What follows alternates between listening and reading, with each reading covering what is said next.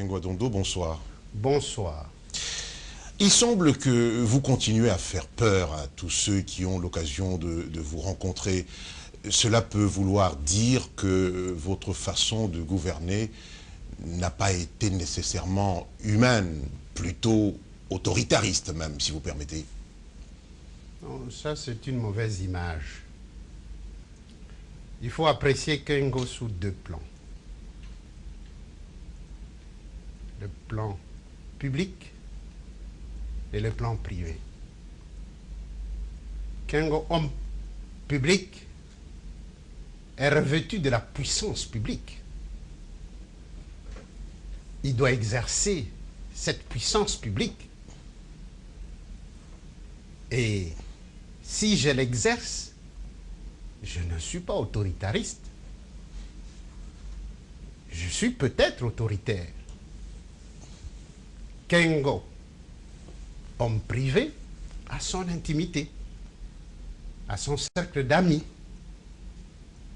Et dans ce cercle d'amis, il s'ouvre davantage, il montre ce qu'il est, il peut rire, il peut badiner, mais il ne peut pas badiner avec le pouvoir. Toutes les fonctions que j'ai exercées m'ont donné l'opportunité de pouvoir profiter de tisser des relations interpersonnelles, parce que si les fonctions nous ont donné l'occasion, il ne faut pas limiter seulement cette occasion aux relations professionnelles. Les relations interpersonnelles survivent aux relations professionnelles. À l'époque où j'étais procureur général, à 10 heures, je rencontrais tous les magistrats de mon office pour pause café.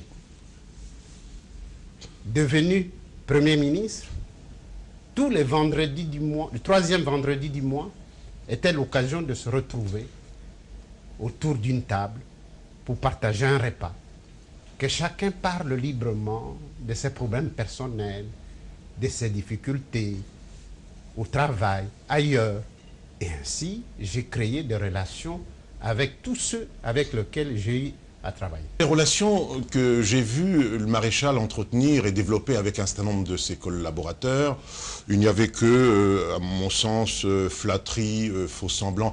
Est-ce qu'il s'est trouvé des gens, des collaborateurs, pour vous dire, en vous regardant droit dans les yeux, mon premier, ou citoyen premier, nous faisons fausse route?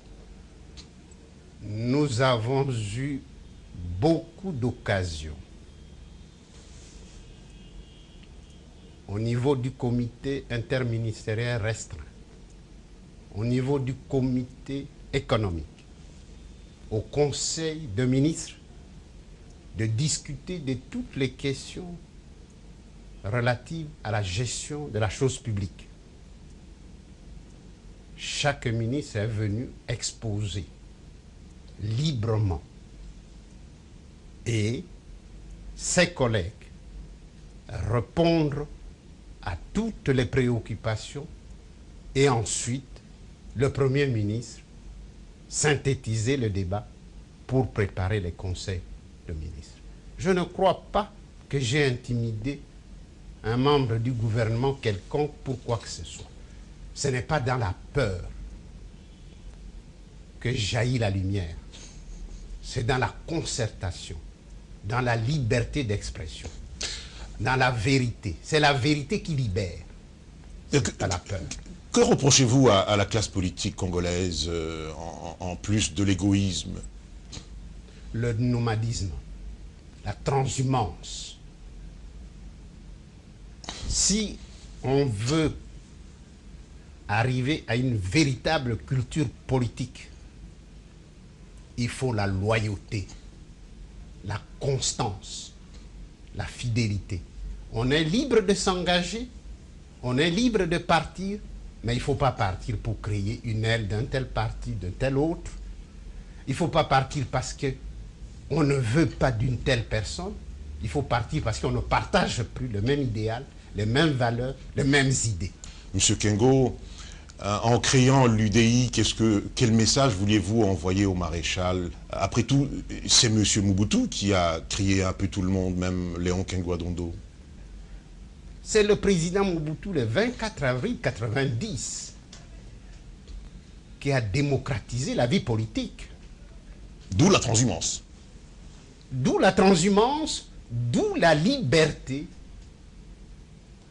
de créer un parti politique dans un esprit de pluralisme politique, dans un esprit de pluralisme syndical. Mais on crée un parti politique pourquoi? On crée un parti politique pour conquérir le pouvoir. Et l'UDI avait été créé pour conquérir le pouvoir.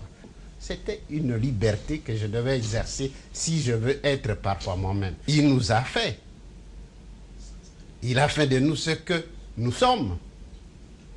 Mais il ne nous a pas fait sans nous, avec nous. Moi, je voudrais dire, depuis que le président Mobutu a quitté le pouvoir, depuis qu'il a quitté ce monde, je n'ai jamais rien écrit ni dit qui puisse trahir ceux qui ont écrit, ceux qui ont dit ce qu'ils ont dit. On assume la responsabilité. Vous voulez parler de M. Ngwanda? Je ne cite personne. Je dis simplement qu'il était prématuré. Et il faut qu'après sa mort, il y ait une sorte de décantation. Chacun a ses raisons. Mais la responsabilité de la gestion de la Deuxième République est collective. Il en était le chef. Il en était le promoteur, il en était l'initiateur, mais tous ont œuvré. Peut-être que dans sa politique de diviser pour mieux régner, il a parfois opposé les uns, antagonisé les autres, mais ce fut un chef généreux, attentif, ce fut un vrai chef.